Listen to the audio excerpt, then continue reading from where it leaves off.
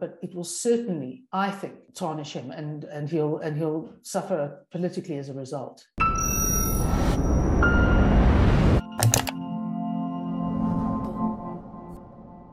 President Cyril Ramaphosa has made an oopsie.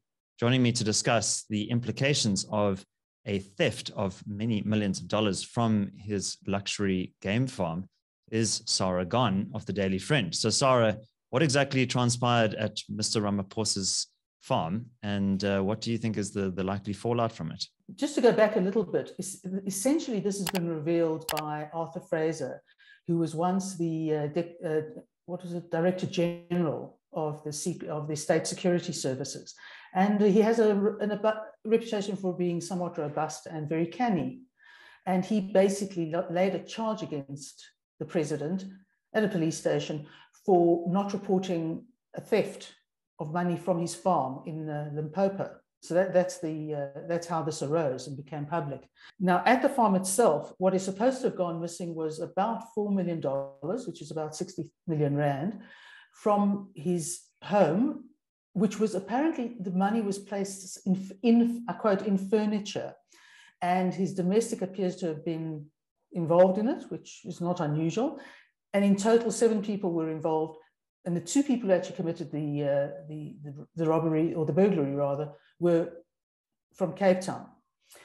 And what happened then was that the president apparently did report the matter to his presidential protection unit, but it didn't get reported after that. And the presidential protection unit, while it might be a formal body, is not the police. Apparently, the 2 people who came from Cape Town, they bought a Golf GTI, they deposited 300,000, and they exchanged the money at an informal Chinese money exchange. So it's got all the hallmarks of a South African event. The problem is that the protection unit also caught and got hold of the suspects and interrogated them, which of course is also not legal, because that's the police's job. That's not their job to do. Now, what ends up being problematic is that, from a legal point of view, is not, to my mind, not so much the failure to report it, because I'm not sure that's actually particularly legal, but it's the fact that, firstly, the president said it was money gained from the sale of animals, which he has a game farm. I do it through, the sales are sometimes through cash or sometimes through transfers. So this that's being reported was a clear business transaction of selling animals. Cash is very seldom used to buy game. Secondly, that within a month of obtaining dollars, it's got to be reported and sold back to the Reserve Bank. Didn't happen. Apparently SARS, there was no contact with SARS, so presumably tax wasn't paid on it. And also it has to be reported to the Financial Intelligence Center, and it wasn't. And Arthur Fraser is accusing the president of not just knowing about what the events that happened, but all instructions were given by him to sort it out. Again, while it may not be the most, in the scheme of scenarios in South African sort of criminal history or corruption, it may not be the most serious, it tarnishes, to my mind, the president's reputation significantly, because he is seen as he's much more popular than his party, and he's seen as almost the only clean guy in the cabinet and in the NEC. So whether it will derail the prospects of him getting a second term as president of the ANC and then the country, or not, is up in the air in the moment. But it will certainly, I think, tarnish him, and he'll suffer politically as a result.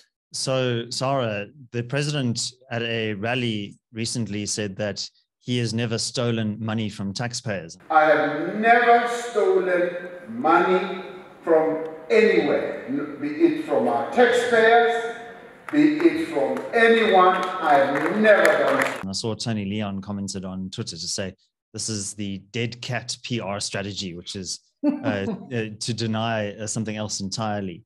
And you talk about this kind of fallout for his political reputation, and I agree that there is this perception that Mr. Ramaphosa is somehow above the fray of the grubby politics of the ANC. But this maybe kind of brings him back down to earth. How do you think he's going to be responding to this? I think in terms of SARB regulations, there might be penalties. But do you think there's going to be any legal consequences as well for Mr. Ramaphosa? Is there potential liability for him? I think, look, there may well be potential liability. And it's, as I say, the failure to report is not the big issue. It's certainly, I think that unless he starts getting his PR very up to scratch very soon, and the truth, unfortunately, is the way he's going to have to improve his position on this in an unexpected way. As I say, it diminishes even if it doesn't completely derogate from his ability to stand again for the presidency. But his PR has got to change, because I mean, the only thing, as you say, one cannot accuse him of is the money may have been completely legitimate. We don't know whether the exact source of it. So it's not that he stole, or it does not at the moment appear that he stole, and certainly not from the taxpayer. But the failure to comply with all those regulations has a certain tinge to it, because we as taxpayers and residents have to comply with all of these things. And even if I bring back $700 into the country after a trip, I'm supposed to sell it back to the Reserve Bank. So it's all those things, I think, that will create a sense of sort of aggravation, and that there are rules that apply to us that should apply to the president, but somehow he circumvented much of it. And so going forward, it'll be interesting to see how he responds further, and to what extent the big financial institutions come into play on this. And I think what it then leaves is the sense of, we expected him to be sort of with us in upholding the laws of the country, to make sure that the fiscus gets what it should to spend on the people who need. Yeah, and I saw that Carol Payton, writing in News 24, said that this incident has shattered our perception of who the president is. I don't know if she's speaking for all of us. We at the CRA have been quite critical of this narrative of Mr. Ramaphosa as a reformer, as part of the so-called good ANC. And this so-called RET faction is perhaps something that is a convenient narrative in the media. But, do you think that this is the final death knell for Ramaphosa 4 years on? Please, I hope so. Because, I mean, I wrote, pumping my own talents, I wrote an article in 2016 saying exactly this about Ramaphosa. So remember, that's a year and a half before he became the president of the ANC and then the president of the country. He's not a reformer. I think it's a misnomer to call it the sort of Cyril faction or the reformer faction and the RET faction. They don't differ in what they want to achieve. They want to move this country to a socialist utopia. What there is there are factions, but they are personality-led.